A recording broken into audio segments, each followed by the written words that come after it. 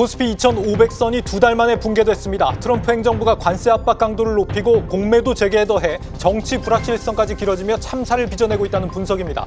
국내 현선물 시장에서 외국인들은 하루 동안 2조 5천억 원이 넘는 자금을 팔아치우고 있습니다. 달러 가치가 낮아지는 국면에서도 우리 환율은 1,470원 선을 오르내리며 불안한 흐름을 보이고 있습니다. 여러분 안녕하십니까. 3월 31일 마켓워치 긴급 진단으로 시작합니다. 대내외적인 불확실성으로 우리 경제에 짙은 그림자가 드리워지고 있습니다. 취재기자 연결해 외환시장 상황부터 들어봅니다. 유호성 기자, 환율 상황이 오늘 불안하게 흘러가는 것 같습니다. 2시 현재 원달러 환율은 1,470원대로 여전히 불안한 모습을 보이고 있습니다. 오늘 환율은 장중 한때 1,472.2원까지 오르며 지난달 3일 이후 거의 2달 만에 최고치를 기록하기도 했습니다.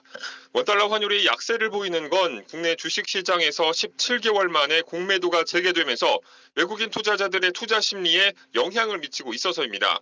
이 여파로 현재까지 외국인 투자자들은 코스피에서 1조 1천억 원 넘게 순매도를 이어가고 있고 코스닥 역시 2천억 원대 순매도를 기록 중입니다.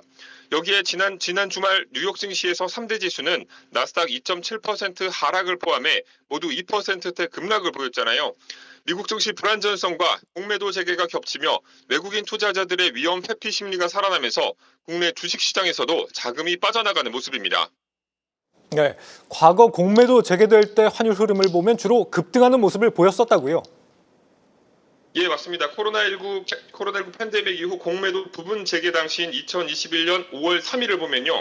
당시 원달러 환율은 11.7원 상승해 1,124원에 마감을 했고 그 다음 날도 11.7원이 급등하며 외국인 주식 순매도가 나타났습니다. 앞서 유럽 재정위기로 공매도가 금지됐다 재개될 때도 상황은 비슷했습니다. 지난 2011년 11월 10일 원달러 환율은 16.8원 급등한 1,135.2원의 거래를 마감했습니다. 과거와 마찬가지로 외국인 투자자들이 국내 주식시장에서 순매도를 이어가는 모습을 보이고 있지만 오늘은 원달러 환율 오름폭이 과거와 달리 제한적인 모습인데요. 주말 동안 미국의 2월 근원 개인 소비지출 물가지수와 소비자 심리지수가 발표되면서 스태그플레이션 우려가 커지는 상황입니다. 이에 따라 미국 경기 둔화 가능성이 부각된 것이 연준의 금리 인하 기대를 높여 달러 강세를 제한하는 요인으로 작용하고 있고 환율 상단을 제한한 것으로 풀이됩니다. 네, 오늘은 이 상승폭이 좀 제한적이지만 환율이 이대로 1,500원을 돌파할 가능성도 거론된다라고 하는데 어떤 점이 문제로 꼽힙니까? 그 다음 달 2일 트럼프 대통령이 예정대로 전 세계를 상대로 상호 관세를 부과한다는 방침을 재확인했잖아요. 여기에 자동차와 엔진, 변속기 등 미국으로 들어오는 자동차와 관련된 품목에 대해 25%의 관세를 부과한다는 내용의 포고령에도 서명한 상태입니다. 트럼프의 관세 정책이 무역 긴장감을 높이는 가운데 한국 경제의 높은 수출 의존도가 원화 약세를 심화시키고 있습니다. 이에 신한은행은 2분기 원달러 환율 전망치를 최대 1,500원까지 제시했습니다. 트럼프 정부의 관세 부과와 국내 정치적 혼란이 겹치면서 외국인 투자자들의 신뢰 하락과 자금 유출이 원화 약세를 부추길 거란 가능성이 높아졌다는 분석입니다. 또 윤석열 대통령 탄핵과 관련한 불확실성도 아직까지 제거되지 않은 상황입니다.